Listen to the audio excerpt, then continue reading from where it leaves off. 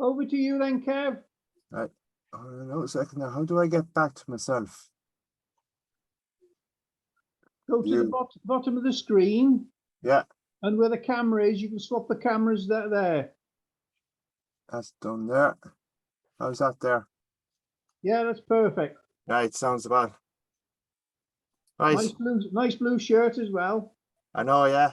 I had it hanging up here for the last 3 years, so God knows what's living in it. It can be anything. Better turn off the heating here because it's starting to get warm. It's still 15 degrees here this evening. So I had a quick run across town as well. The young lad was playing football in the local JA stadium. So that had to be done. And what was 5-minute run ended up taking me 20 minutes. So what's called right, let's get started. This evening I'm going to do mayflies. There in the British Fly Fair, a couple of men approached me asking about mayflies, how to do them, what way we do them. Raffia bodies was definitely one of the questions and how we did it. I never got the guide or the fly dressing club he was with. I said I'll actually do the Raffia body and how to do it. So I'll start off with the nymphs first anyways, and I go on to dry flies, wet flies, and the spent mayfly. So I'll do the one spent mayfly. That'll cover both the spent and the spinner because it can be used as both. So the first one now is going to be Mayfly Nymph. It's Hare's here. So I'll start off anyways. So what I say to everybody, anybody that knows Philip White, Tim, you know Philip White very well. He was one of my assessors when I did my Gaia, and he told me beforehand, when you start off a fly, you imagine the fly on a bear hook. So basically what you're doing is that you're basically tracing your steps. So all you can see then is visualizing that fly on that bear hook. And that's the easiest way to actually start tying flies. And it was probably the best tip I ever got in the Galway Fly Fair 7 or 8 years ago from Philip. So like this, so that's my start my thread anyway. So I'm using the Simple Fly Brown 8-0 and do anti-clockwise. So what I'm doing there now, I'm going to spread it out there. You should see it starting to come flat, and it's easier then to do touch and turns. It's slightly out of focus, Kev. How's that? That's it. I'll go closer. Yeah. So in the mayfly names that you'll often see people using pheasant tail, but what we've come about is that pheasant tail, we're having to use a lot of strands because they do break in time. So we're starting to use a mallard flank, and it's actually a lot thicker and a little bit more durable. So you just catch it in your fingers like that, and you just twist it, and it'll just mix it up and give it a bit more better profile. So you're looking at maybe 3/4 of the hook. Like we've noticed now is that we're actually tying our legs or our tails a lot longer. So you do a pinched loop and just bring it back up. Put that off. And I'm using copper wire, again, Simple Fly 0.2mm. Starting at the end of the body, to the side of it. Wrap it up first. And customer drove it, burn up transmission. Oh yeah. Welcome. So yeah, when I'm actually tying in the rib for touch and turns, I'm going to rotate my vise just a little bit. You can see where I hold it like that at 45 degrees, and all I do is let the thread slide down to my previous wrap. I don't know if you can see that.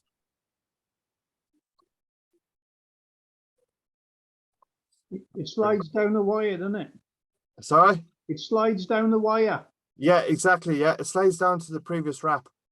So, but it's so easy for me to do this because I'm using the Norvise bobbing. So it's retractable. So it gives me more control as well, rather than use your ornery bobbin where you're constantly having to use your fingers up and to give you more tread. So starting here, I'm using hare's ear, good old Irish hare's ear from Pescara Fly. So your tenor piece at the start, and just a simple double loop. Bring that up to your start point, and your first one is that like that, and then just a little tight again. And I won't be stepping it as I go towards the eye, like so. And the secret about your dubbing, less is more. If you put a big clump on, you're actually not going to get a proper dubbing loop.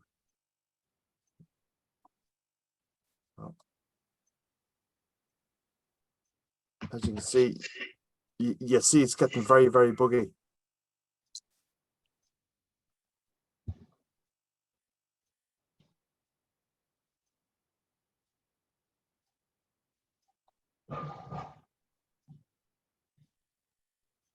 Right.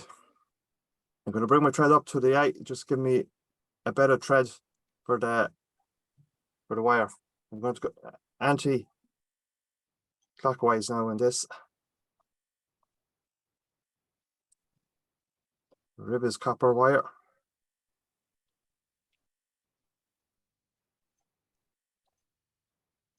What size hook is that, Kevin?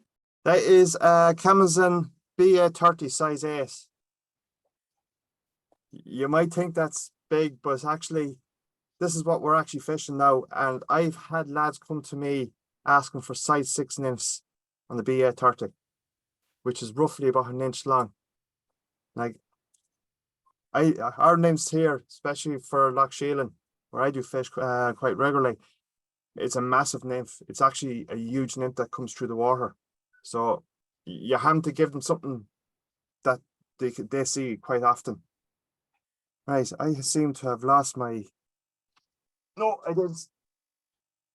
Pheasant tail for a shellback.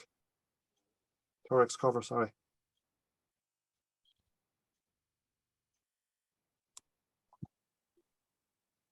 Do us a favour, Kev. Yeah. Keep touching the hook so it focuses on the hook. How about that? Yeah. Yeah. So again, a light turn of thread, and then as you go towards the eye, just tighten in. Just cut off the waist ends.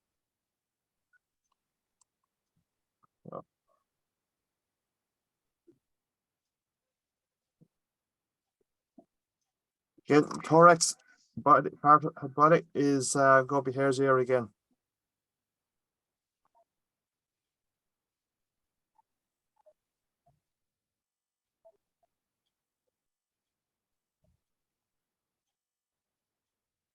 And you want something like the shape of a rugby ball.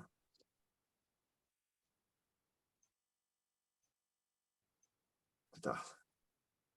Right. For my legs, I use partridge. Brown partridge, English partridge. Yep. So I do 1 to 2 turns on that. You still see it there. Yeah. So I do tight in the tip end. So I'm like that. Bring all your fibers back. Shape a triangle.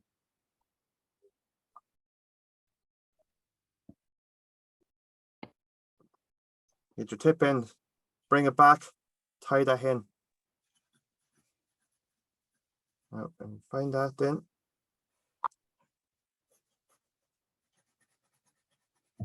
And just snip that off. Don't pull it. You'll end up having the whole lot pull out on top of you. Like that. Catching the thicker stem end. Fold back your partridge.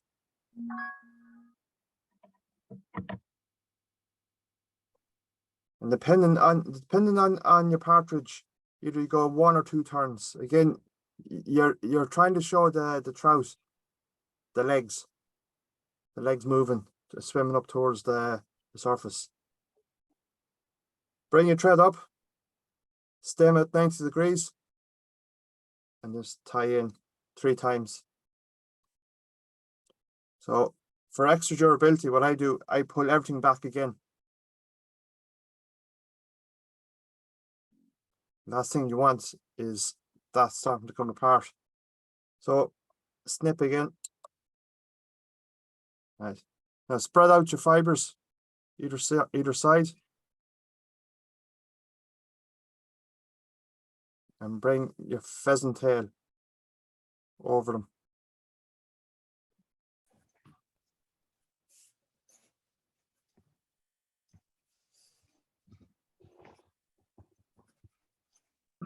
Get them off. Just tie in. Bring your thread behind the hook eye. So what I'm doing is that I'm going to go towards the wing case now. So what I find is that you get a better head and a better shape. And your turn there is now a dam for your next turn to come back up. Like that. And then we finish. I was trained by Lawrence Feeney. My very first day I was with Lawrence, I took out the whip tool finish. He said to me, "What was I at?" I said, "I'm going finishing off the fly." He goes, "Give me that." And he fired into the corner, and that was the last time he ever seen a whip tool finish. He reckons that you get better control with your fingers. So to finish that off now, I use a UV resin for the wing case. Again, I'm just giving that effect for the wing buds, like so.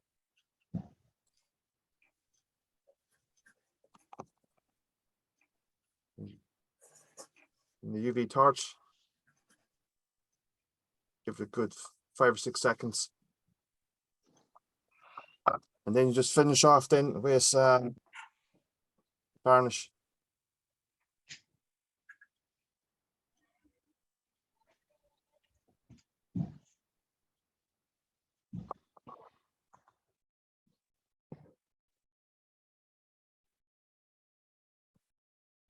That's your nymph, mayfly nymph. I don't know if you can see that proper. So bring it up towards us. No, if I come here. Right. So I don't know if you can see that. Yeah, good. Yeah. So that's basically your general purpose nymph. Now we use everything. Basically, plumber's tape, flexi floss, dirty bug yarn from Simplify. Now this is unweighted nymph. I should have probably said that, but we also use weighted nymphs. We also use beads as well. Beads is a very, very popular a gold bead, either right behind the hook eye or more into the thorax itself, depending on what way you want your flies to fish. Now, we're doing a lot of sink tip with the nymphs over here, so it's not really much of floating lines here. And the base is because of the weight. You're trying to get down to them as quick as possible. Like we do, like for every fish that you catch, you could get 15 touches. It's becoming that difficult over here to actually fish them, because the fish have seen flies before. So we have to show them different options anymore now. So like even the lights of a UV, just keep changing. So if you don't get anything within the first 15 minutes, just change your fly and go for something else that'll actually work. See a few chats coming in here. Can you see them? Oh, to focus. Yes. So, right, next one we'll go to, I get this out of the way anyways. Have you got any questions? No. Right. just If clear you- these out of the way now because If you guys have got any questions, unmute yourselves and ask the question, then mute yourselves again. Okay.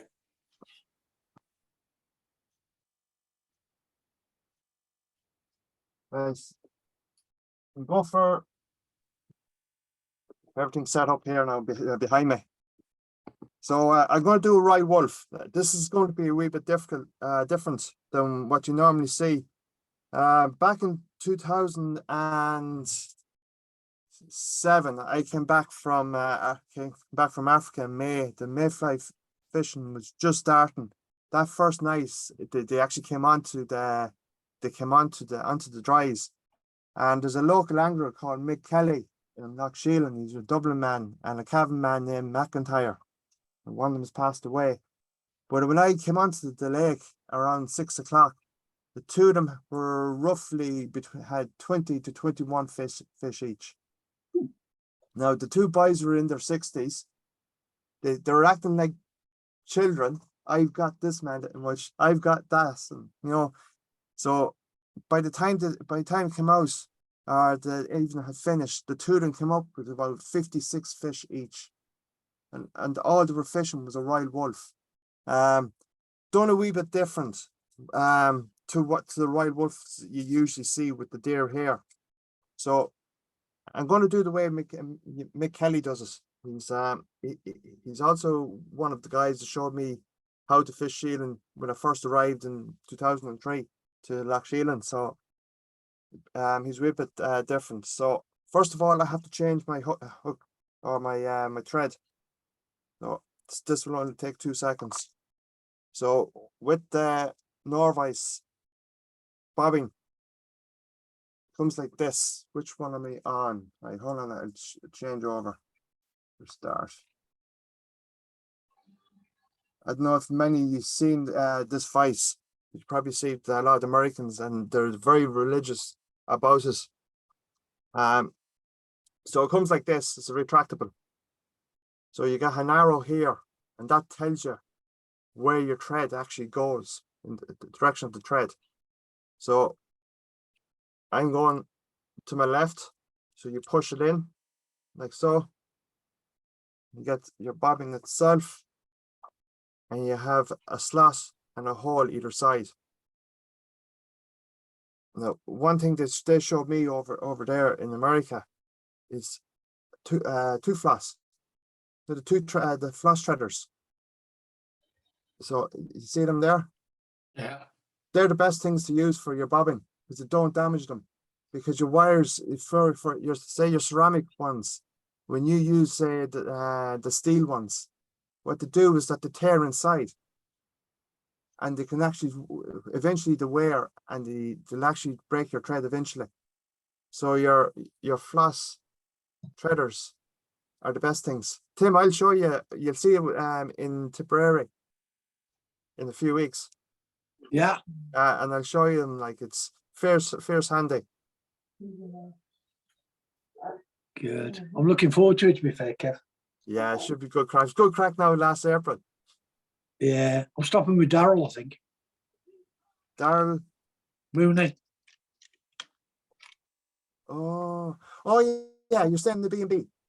I don't know. Daryl's picking me up at Dublin, and then he's taking me down. Oh, So I don't know. You're not bringing the proper fly tired in. No. Man, I'm stopping with Daryl somewhere. Yeah, that's the B&B. Is it? Is that where Yeah. you're stopping? Yeah. Oh, that's it then. So I should be down there around 6 o'clock. I have the kids to pick up from school first On the Friday. on the Friday. Yeah, So- that's it. Yeah, that's it. I was flying at 2 o'clock. I'm flying to Dublin. Oh, yeah. So it only takes you about 45 minutes to get through. Yeah, that's it. Great. Yeah. So We'll have a crack. yeah, it should be good crack. Yeah.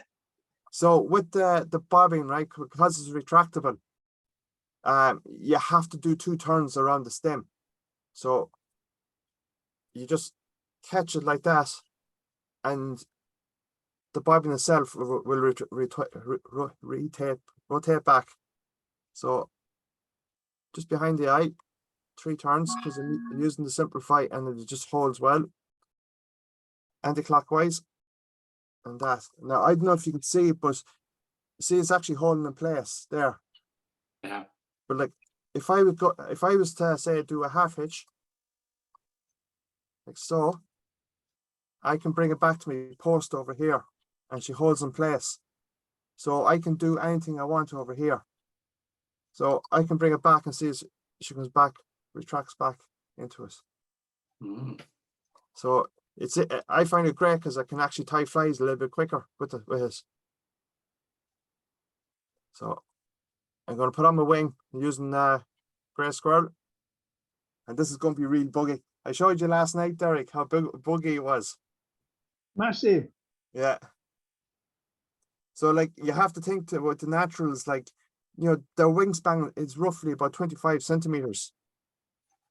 So again, when this gets wet, you know, it gets smaller. So you have to show them the wing. So roughly around that, because the hook itself is a size 10, so that's roughly about 15 millimeters. So pinch and loop, and then tighten in and go down towards the bend of the hook.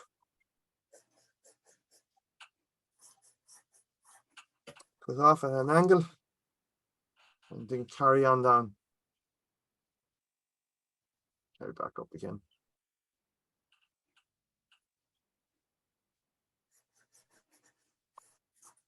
Right. Put on my tail again, exact same grey squirrel.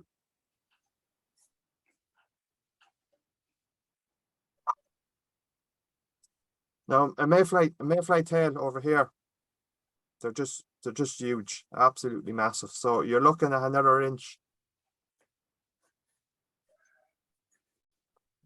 So start is the pinch and loop, and carry on up towards the hook.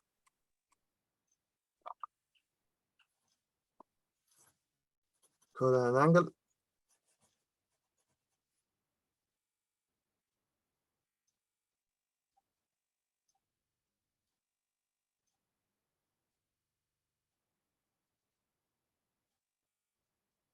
That's the start of it now. Now I'm using peacock curl.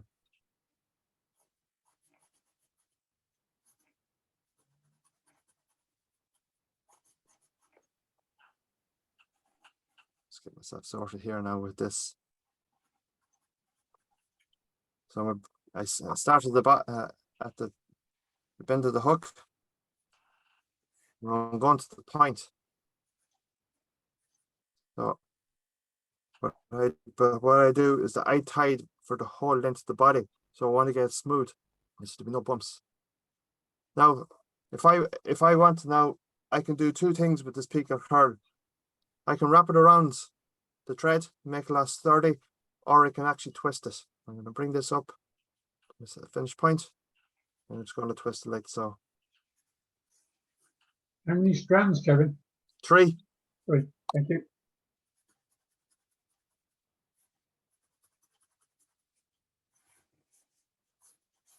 And tie in. Again, bring it at 90 degrees. What I do is that you don't see it in any of the books, but when I'm tying in any material, I'll always bring my thread up rather than lay over it. So what I'm doing is that I'm giving my fly a bit more sturdiness. So if it was ever to pull out, you know, it'd be pulling out within, say, maybe 9 and 10 fish, not on 2 fish. So I'd probably tie in maybe a mil of the material. Right, so next one is fluoro bright I'm using.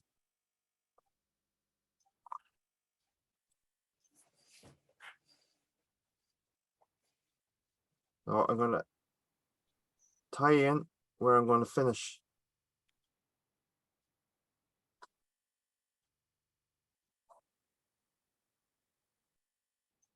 Yeah, I better not hit the camera.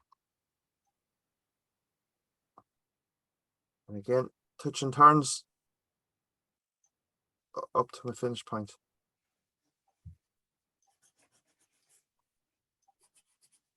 And I'm going to come back. This is actually quite fine material. Like everybody will just use the normal Go Bright number 4, so you can actually spread it out. But I'd actually use this. It's actually a little bit more brighter. So we'll actually use a lot more materials. A lot of lads are starting to use pink and yellow as the middle body as well. So tie in that again, 90 degrees, and bring your thread up. So that it's not going to come out.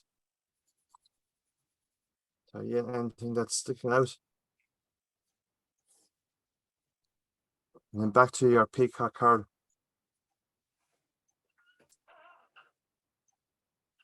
I just noticed there's one thing I didn't do. I didn't do the wing.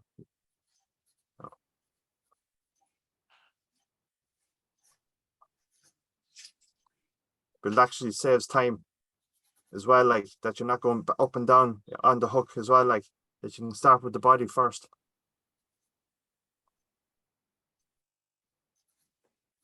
It's a good cop out in saying that as well. Did you make a mistake?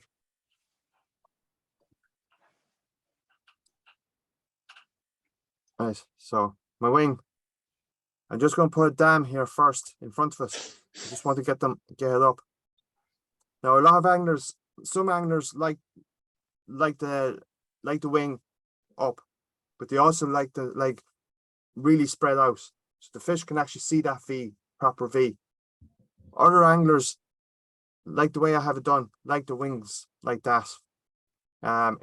It's what they say, they're using the Wulff patterns as an emerger as well.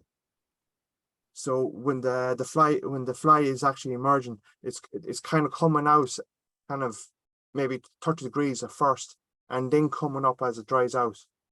That's the theory that a lot of anglers have. So I'm just going to spread out the square. First one, cutting across, figure of 8. In front of us. Lock it in. That's to keep that. Now, what I do, I just give it a quick one like this, just to keep the wings spread. And that's her tied in there. So for the hackle, I am using Coachman's from Whiting.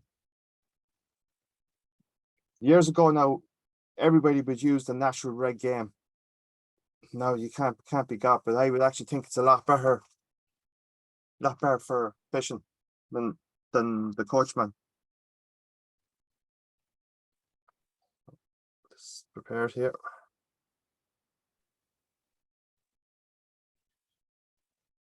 Tie it in.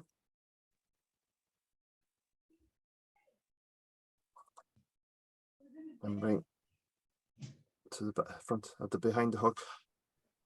Just tie in, touch and turns.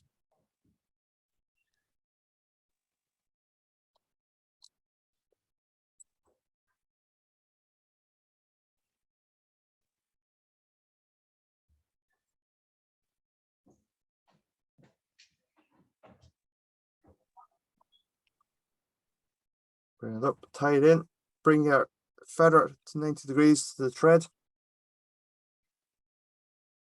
Now I do fold that tip back again, just gives me a bit more the fly a lot stronger, so nothing's going to pull out as quick. What I do find is with anglers that could come to me and they do say to me, here, can you do something with that fly? The first thing I always notice is that the hackles are gone.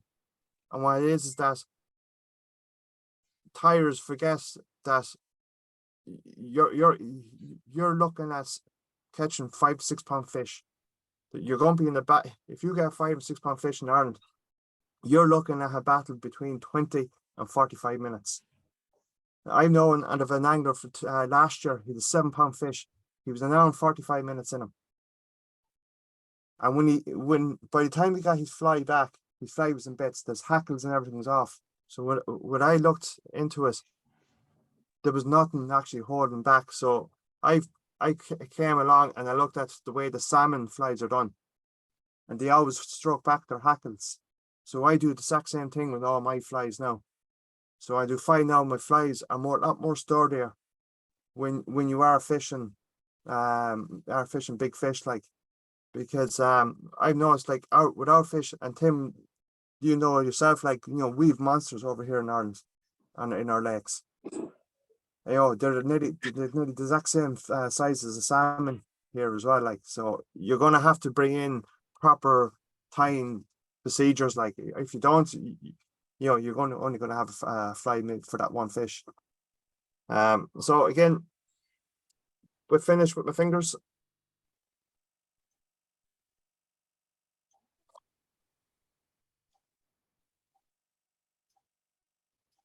Just tighten it. Never cut your thread, just slide your blades up and it'll just cut straight away. And also, I don't pull anything out now, because what I do find is that if you pull anything, you're just going to weaken your hackle. You just undo all your hard work, and then just finish that off with varnish. Now I use Like a River. It's Benici products I get from Blind Tying Company, from James McDonald. I do find it's actually the best. I don't have to put any treatment on that at all.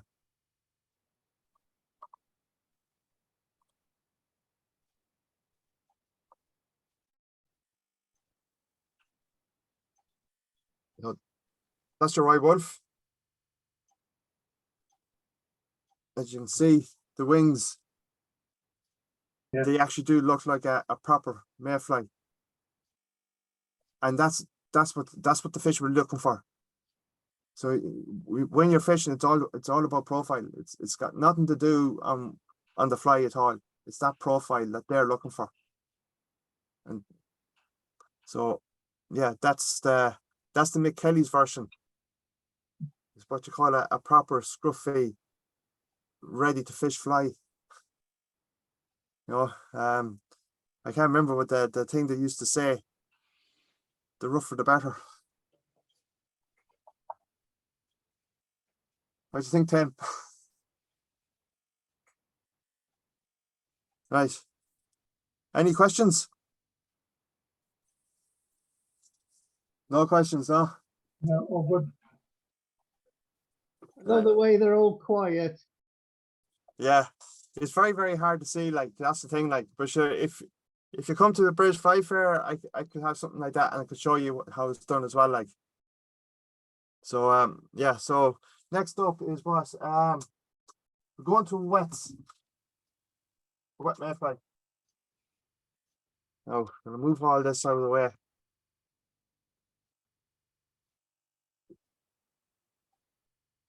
So has anybody ever fished in the Irish lochs before? No. No. Uh, It's an experience. Now Tim's friend now, he fishes the Corrib. The Corrib is completely, Damien. So he fishes the Corrib, completely different lake to what I do fish on Loch Sheelin. There's more features, more shallows. You have your depths. Your lake is completely different. So the south side and north side is completely different than the Corrib. On Sheelin, it's a smaller lake. It's 4 miles by 2 miles long. It's 4 miles long and 2 miles 2 miles wide. But in the middle of the lake, I do come out Hare Chambers. It's actually, the right hand side is actually all bog, and then the left hand side is all limestone. So you get a totally different mix in your fishing. So the bog side is only 15 meters. It's about 15 meters in depth, where the left hand side is 40 meters in depth. So again, different ways of fishing, and like the mayfly fishing on Sheelin is all on the left hand side, all down on the limestone area. Very, very little done on the right, up on the bog area. But most of the fish, most of the bigger fish are all up on the left-hand side, and it's the deeper water as well. So, right, wet mayflies. It's not something that we actually fish in Loch Sheelin. It's, for some strange reason, they'll come on maybe 2 or 3 days on them, and that's it. So I'm using the Kamasn B175 size 8. Now you can go bigger. A lot of anglers, what they do is that they use the B830s, either a size 10 or a size 8.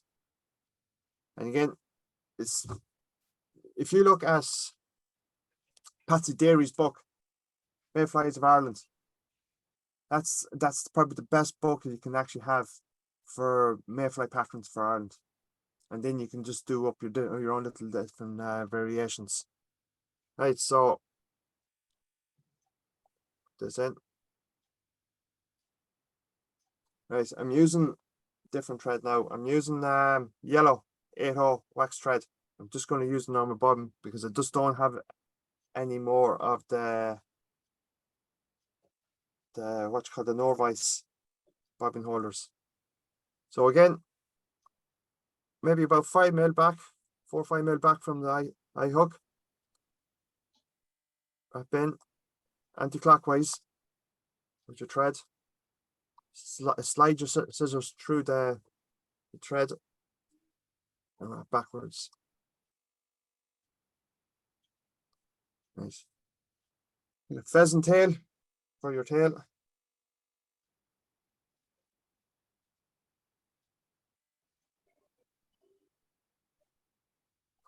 Level now. Again, roughly 1.5 times the length of the hook. Again, it's a big pattern, so you're going to have to pinch and loop, bring your thread up towards the eye and cut off at the end of your body. Nice. I'm using gold wire. Again, simplifies gold wire.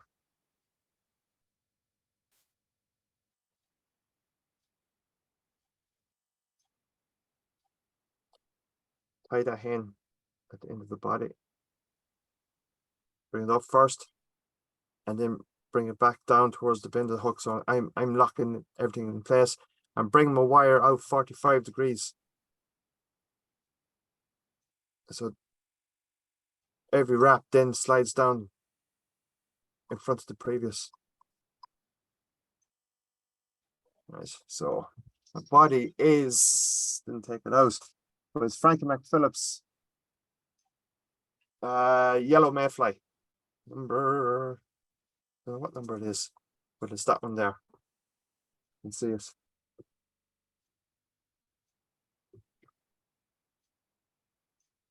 Again.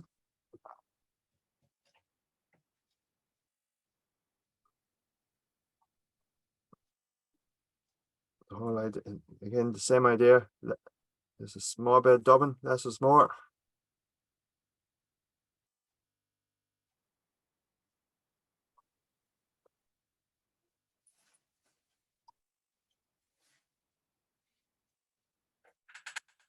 Tighten your first couplet and then start bringing up.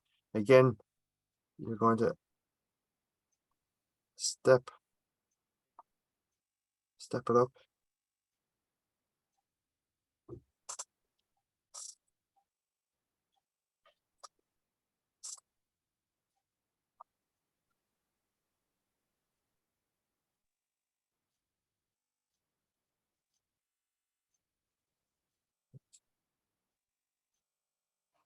A thread up towards the eye and bring it back. I just want to have a bed now for my hackle. I've got my own hackle here. It's a whiting hackle, just dyed yellow. Lynn's asking, would you use a green body as well? Yes. Sooties. Anything from this range. Again, you've got Melvin Olive, you've got green Drake, you know, a lot of green colors, and I'll show you proper. So you can see the green colors there. So then he has another box there with sooties in it. olive colors. You can use them as well, which is used in the Loch fly. He uses they use a sooty color in it. Yeah, look, there's no the thing about it is that there's no set patterns. You can go over with your clarets as well, like, and your clarets will work. You know, your yellows will work. All that will all work. So bring it down, hackle down towards the bend of the hook.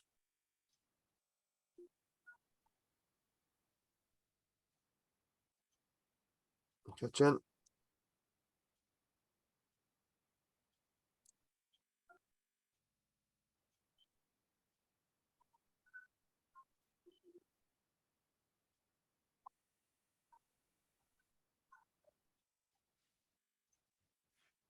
Touch the voice again, please, Kev.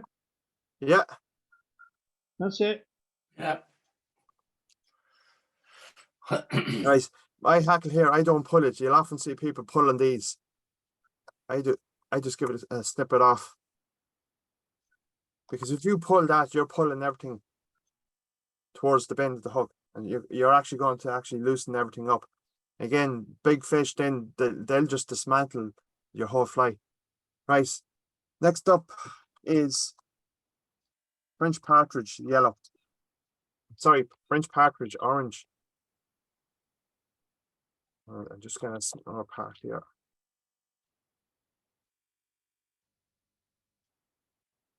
Just prepare. Catch that tip and just stroke the fibers back. If you can see that. That. Catch it in.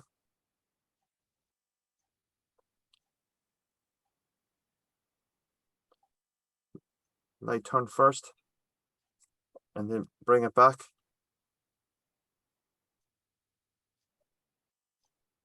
So I'm going to do 2 turns of this.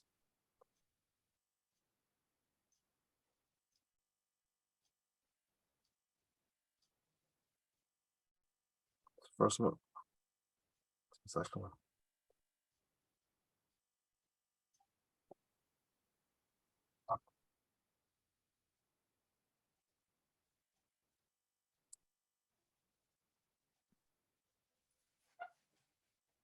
Right. Next up is the yellow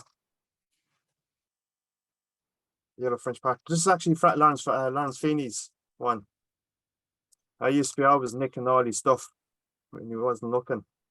And sometimes when he was looking, he used to turn around, I'm taking a bag of this. And he goes, yeah, no problem, no problem. I'll probably have 3 or 4 bags in the bag anyways. So I only use all his dyeing for myself, for my own dyeing, for my own tying. I don't actually anything else. I just get commercially dyed. So same thing again. You prepare exactly the same way. You catch that tip and start stroking everything back.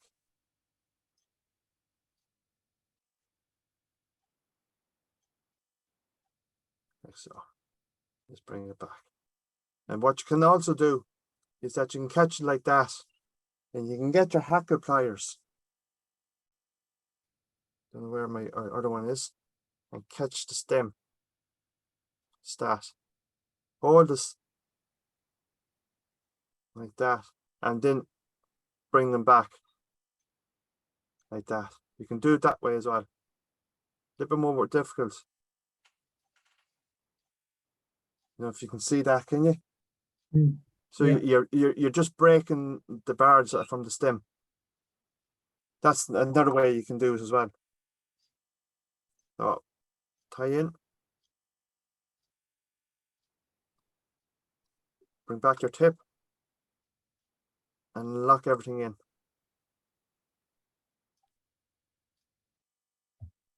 Just snip the half there.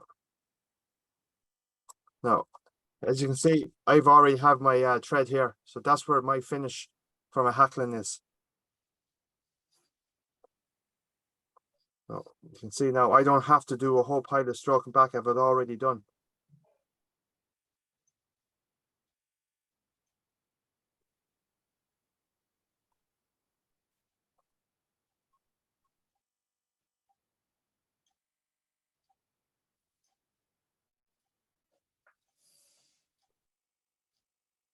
That's the whole of the feather on. Let's tie in. You bring your stem always at 90 degrees. I'm just going to bring that right behind us. I'm going to tie in that stem. That's got now locked in. Right. One more. It's English partridge dyed yellow. It's just going to darken that fly just a wee little bit.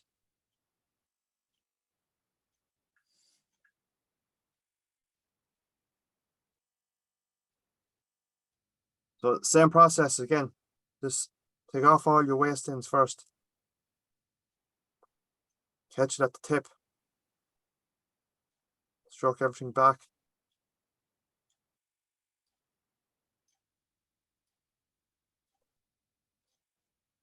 You want super eyes now doing this sometimes. So you'd like that. But this time I'm just going to tie it in like this. One loose wrap first. That just catches in place and then tighten in. Bring your tip back. And bring your thread forward. I'm going to leave that tip in. Just give me a little bit more volume as well, just at the front. So stroke everything back. And tie in.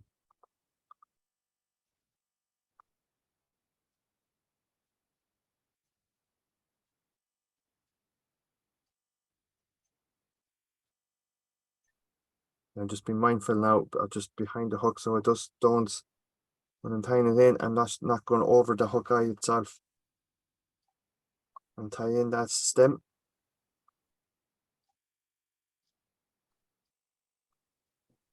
That's going to have loads of movement. Yeah, loads of movement is right.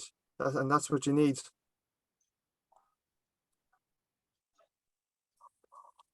So we'll finish again.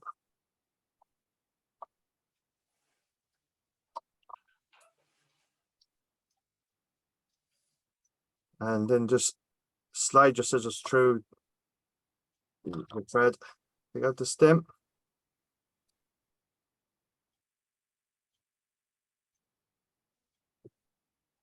So that's it now.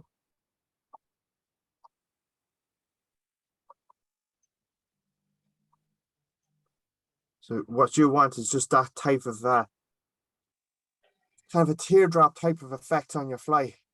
Just get it nice and bushy. So I use varnish. You'll see a lot of tires and they actually use UV resin first.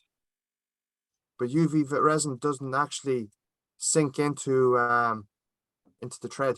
It just stays on top. And now I used to do it, and then I got UV resin into my hook eye one night, and I went to take it out and I couldn't, so I put a hook into it, and I found then that everything broke off. The whole resin actually broke off from my thread. So I went back to actually putting varnish on my thread first, and then putting the UV resin on it then. So that's it there. You see that?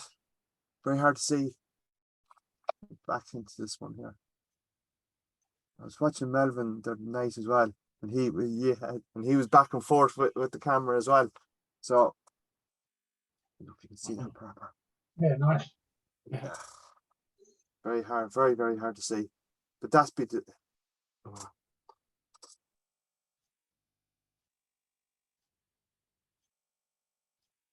see which way should be on this one. So you can see that there. Yeah. So that will be kind of a general one of the general flies that we use. Again, if you want any more information, again, go on to Patsy Davies' book and to Peter O'Reilly's book.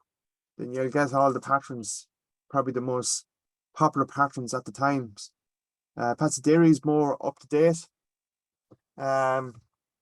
It's more up to date, so than Peter O'Reilly's. Peter O'Reilly's probably done probably in the 80s, where Patsy Davies is done there in the 90s.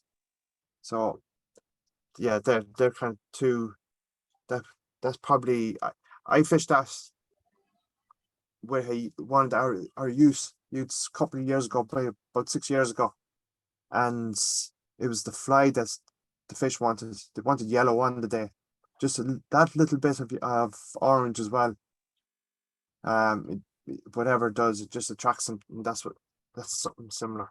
Again, different variations: red tags, glints, gold glint, red glint, orange. Or what you can do is that you can put that you have the tail of a George, and you can do the exact same thing as a mayfly as well, like just something for them, a hot spot for them, and a trigger for them to target when chasing that fly. Different variations. There's no set patterns. Whatever you come up with. What we know sometimes is that I was boating there in August. I had 2 lads on with me, and one of them qualified for Ireland. The other lad didn't. But what the patterns that we're using were completely different to what we were using. So it just shows that you just don't go by set ways. You're better off sometimes just to, fish what you think is going to work, or something similar to it. So what time are we now? 10 to. Right, one more pattern. Loads of time. Yeah. One more pattern. We're going to do a spent with the Raffia body. I have everything here ready. Just tidy it up a bit. As you can see, my room is like a box here, very, very small. So if I spread the 2 arms out, it'd still be too small for me. Right. Silver wire. It's there somewhere. I see it. Right.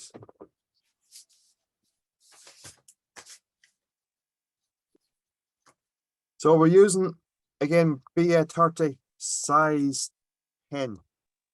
Now you can use 8s. I know lads that uses 6s, and then they use the Hatchie long shank 6. It's like a big nymph hook, and it's huge. They use them as well, like, and so it depends. You're tying your flies to represent the size of the fly on the lake that you're fishing. Now I do tie on size 14 sedge hooks as well, and they'll take them for a mayfly as well, or sorry, a male mayfly. So right, I'm back onto the Norvice bobbin. Right, again, hold on, where am I? Go back again.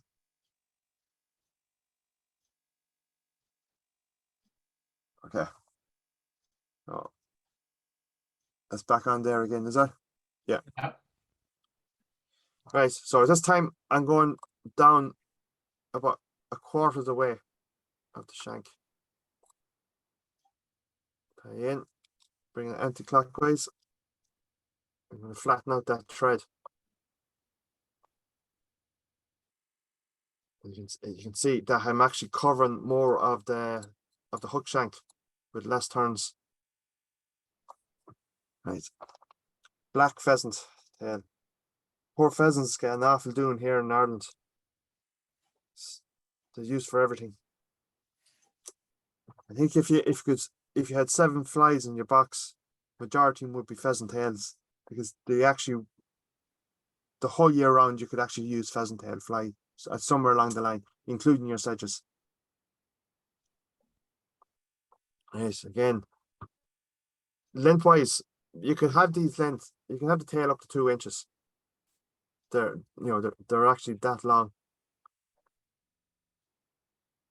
And bring your thread back up.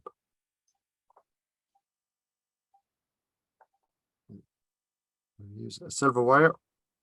You'll often see a lot of patterns that actually use gold wire. Me personally, I like the silver.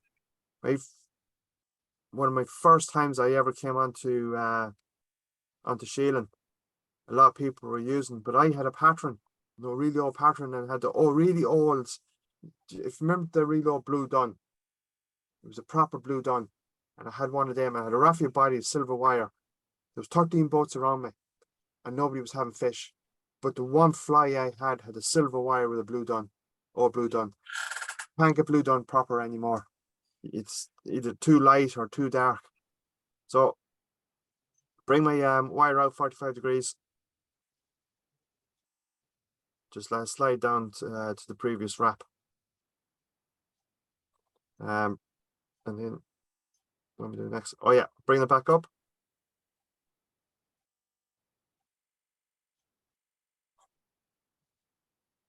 Right, Raffia. Here somewhere. Have you've all seen Raffia before? Yeah. Yeah, so that's the way it looks there. Stringy and everything, and it's very, very brittle that way, but you have to moist it. So again, excuse me, I'm putting this into my mouth, it's the easiest way of doing it. So that hopefully the fish would that takes this like spuds.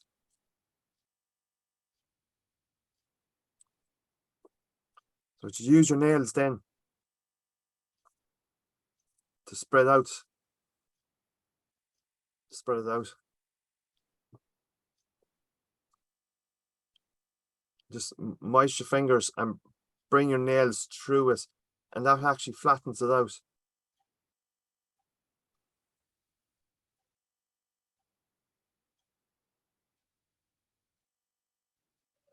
Like that. Now you can see the way it's starting to straighten out. Yeah. So starting it off, I'd cut that first, but then I put an angle into it like that. So when I tie it in here, just turn first, bring it back.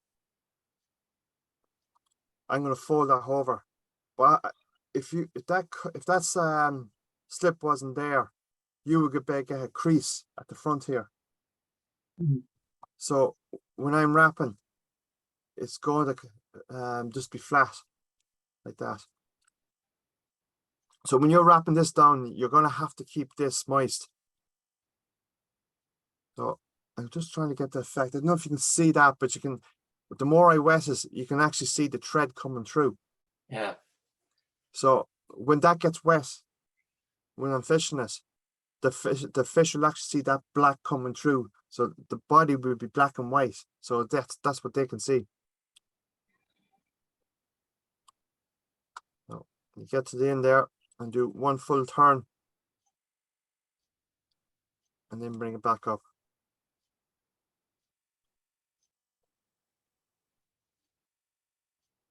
Like that.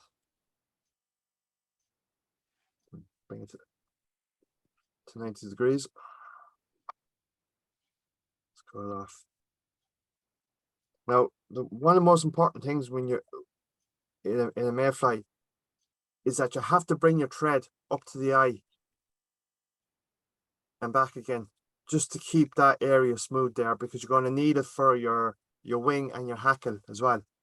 So my body hackle is a saddle, bristle saddle.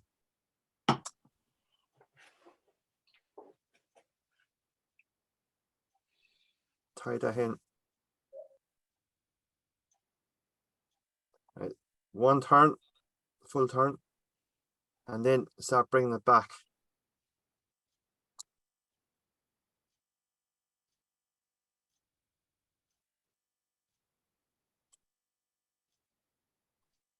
So every turn will tie in a wrap of the hackle. Not too far on that one now.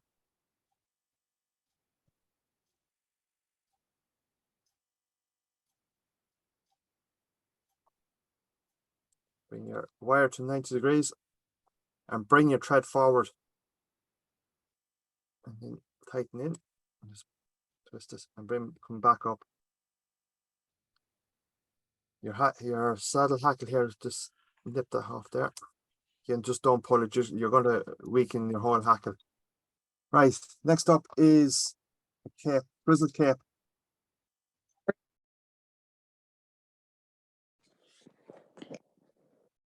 Oh, I actually had one prepared, and then it would just when time flies earlier on. And I just used this. So again, you just bring your hackle around your hook like that, just to see exactly where how big your wing is going to be, or your hackle is going to be. Oh, it's roughly around there, the half. Tie that in there. Loose wrap first, and then tighten in.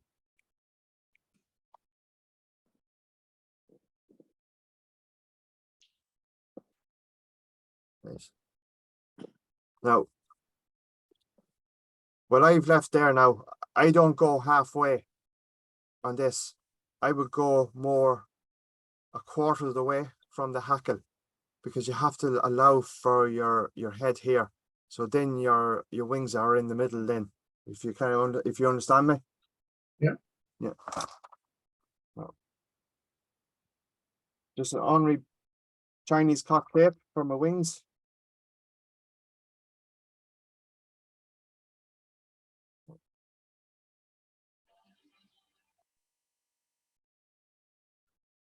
And that's suitable now. More bent.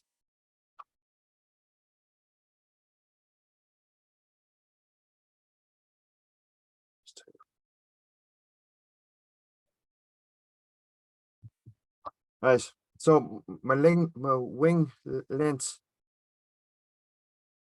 I'm gonna put these together. Is the length of the hook. Like that. So you just put them up like that. And then just start stripping off all the waste ends.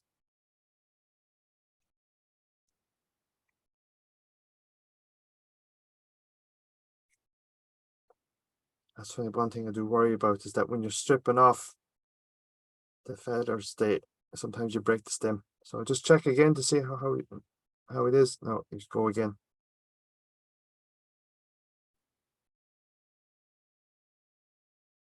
Like that. Then put face and back to back. Sorry, front to front. And you get it like that. Oh. One loose wrap first.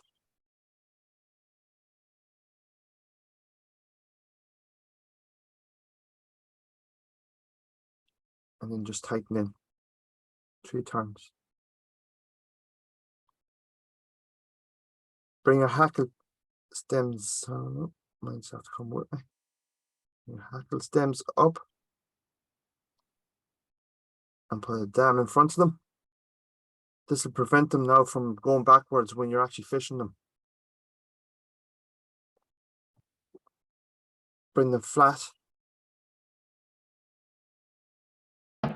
And now just do a figure of 8.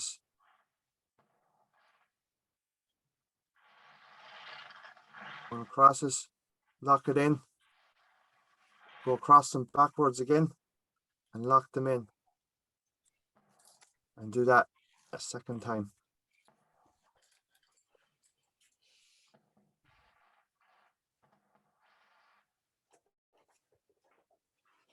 Now, to finish it off, catch your stems and bring them backwards. This will prevent the wings from being pulled out. Again, a lot of this is all in the books as well. You know, vineyards books will all show all this type of techniques as well. It's the basic techniques. So just bring your thread just behind the hook eye. Right, and just bring your hackle forward.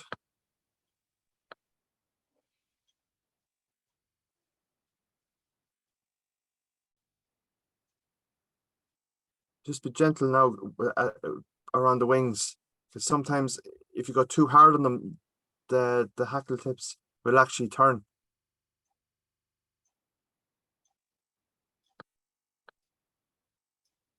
Oh. Bring it up. Thread up. 90 degrees again. And then give it 3 turns. Bring your hackle back. And lock it all in place. Nip the half. So, nice, last bit. We go a figure of 8 again. So it's spread out the hackles underneath. Get them flat so they're actually sitting on the surface.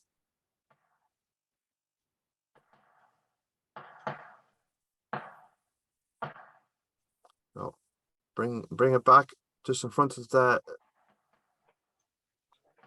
body hackle. Lock it in place.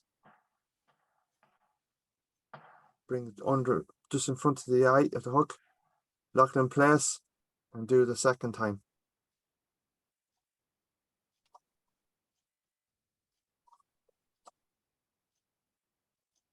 And then lock it in place. Then bring your thread just behind your eye and bring your thread in towards the hackle. To finish it off, you get your small head as well by just doing that as well, and then figure it, or we'll finish with your fingers.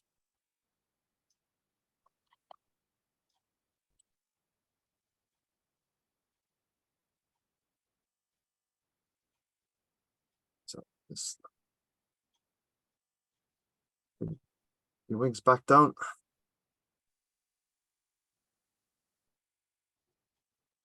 Now firstly, now I just use the varnish first, just to get everything settled, and then afterwards, then when it dries, I'll use the UV resin then. Now a wee trick that I've done before, I've often used a marker underneath the body. Just about here. I often done a marker there, and then just get the varnish and put it over the marker, and the marker will actually come out as a hot spot then. Again, it's just for something for them to see.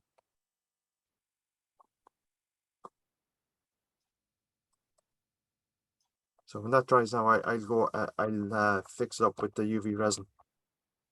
Again, that's your kind of your standard Raffia body mayfly. You fish that from 3 o'clock in the day right up to 11 o'clock at night. There's not more. It's probably one of the easiest patterns to tie once you know it. So I'll show that. Can you see that proper at all? It's really hard to see. No.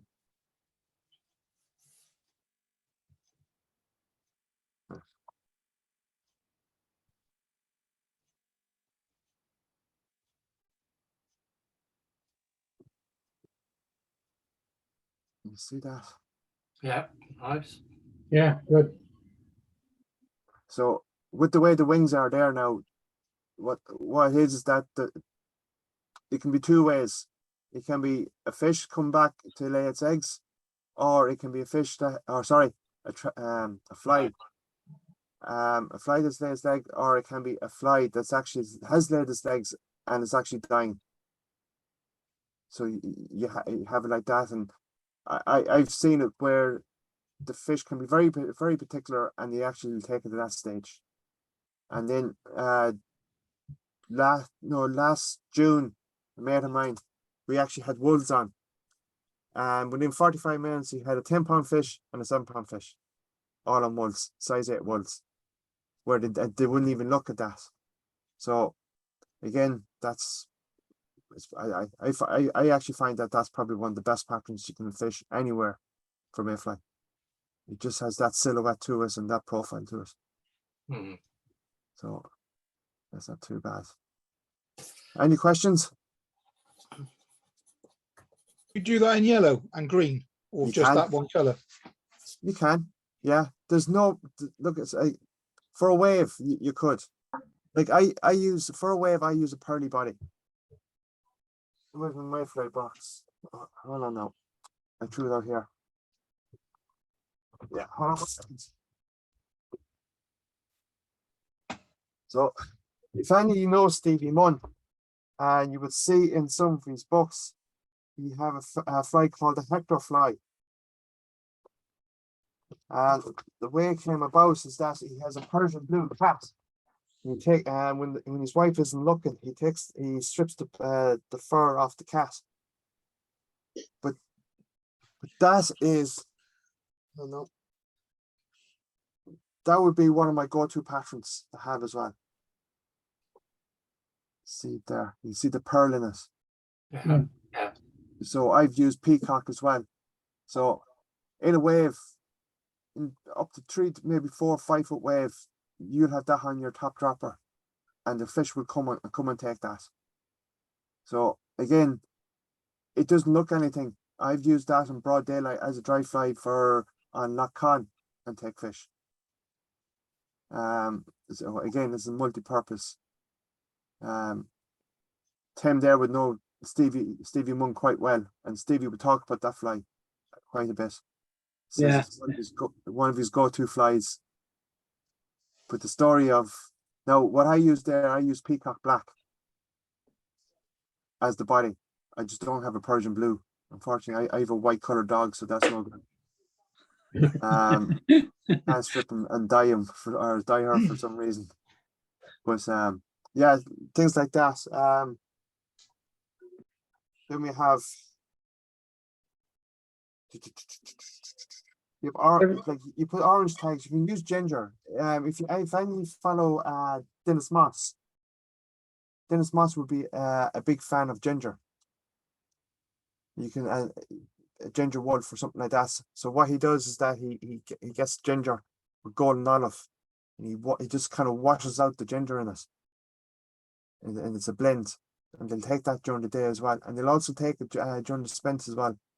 They'll take that ginger. Just looking to see. Kevin, has anybody fished those flies on the Scottish locks? I would think so. The woods, yeah, somewhere along the line, the wood. You haven't.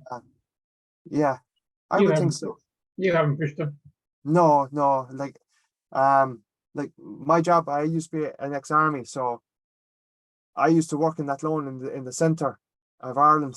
Used Right. to drive home, and I used to go straight for Sheelin. Right. That was my way of get fishing. So I would never have time to go anywhere else Okay. apart from Sheelin. So this is another pattern where you can see the red butt. Yeah. That'd be Nice. more for flats, and there's a pearl. That's a pearl body as well. So I think that is called the Kamasan Mayfly. Again, I showed the Raffia there. You can use that as a flat wing as well. It's in Peter O'Reilly's book, and I know I don't have it here. No, unfortunately my Mayfly box is wrecked after the waves and fall and everything. Again, a merger pattern, CDC wing. Right. Hard to see, but that's a green color. You can use that in golden olive. Dennis Moss book again, it will show a golden olive. He's used that on Sheelin quite a bit and on Corrup, and his work successful. So again, plumber's tape, another one. You know the white plumber's tape. Can you see this? Yeah. Yeah. So the pattern that I used there, you can just take out the Raffia and put in the plumber's tape. Lawrence Feeney used to have the Feeney foam. It used to call the Sheelin Feeney foam. Works absolutely a treat on Sheelin and on Loch Earn. A solicitor here in town. I don't have it. A solicitor here in town. He would always say to me the Feeney foam, where you get 2 pieces of foam and you fold it over the thorax, and it's actually lying flat on the water. So things like that. Again, you can use flexi floss again on your spents and on your nymphs.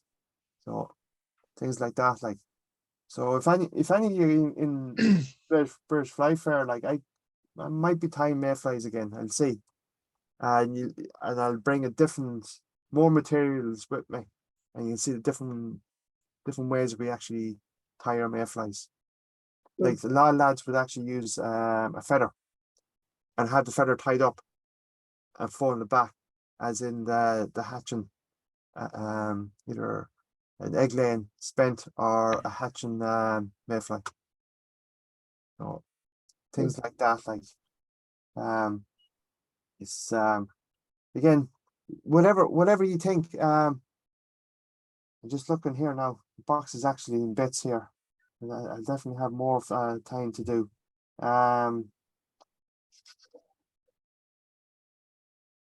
If you are actually tying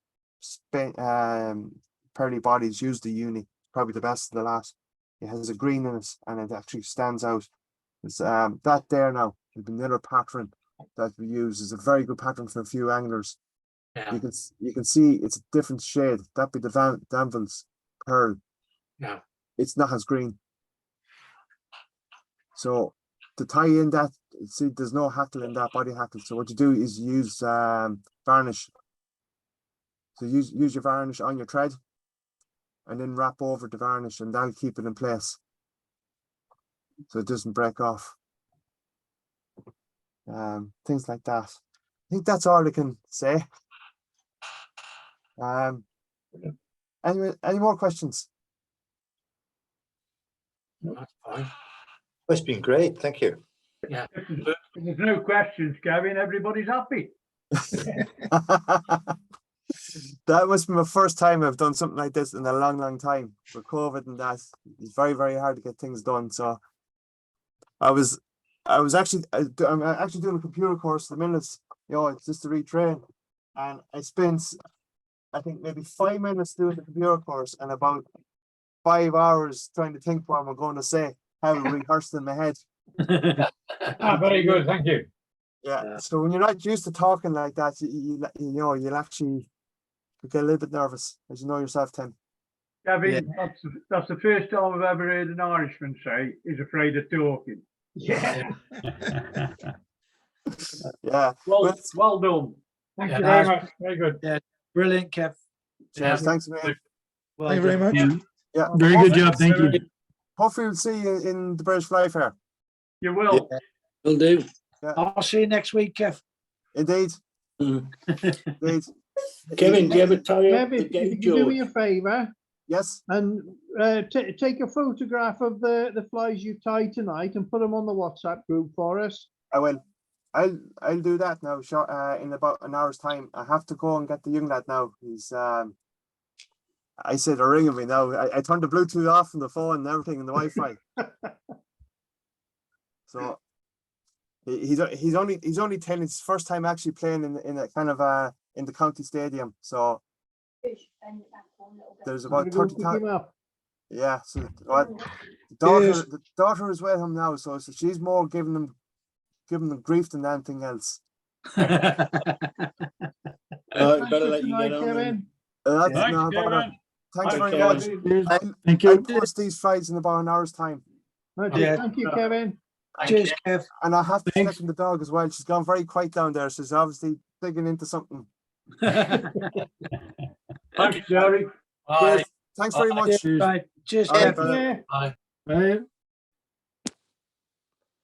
See you, Woody.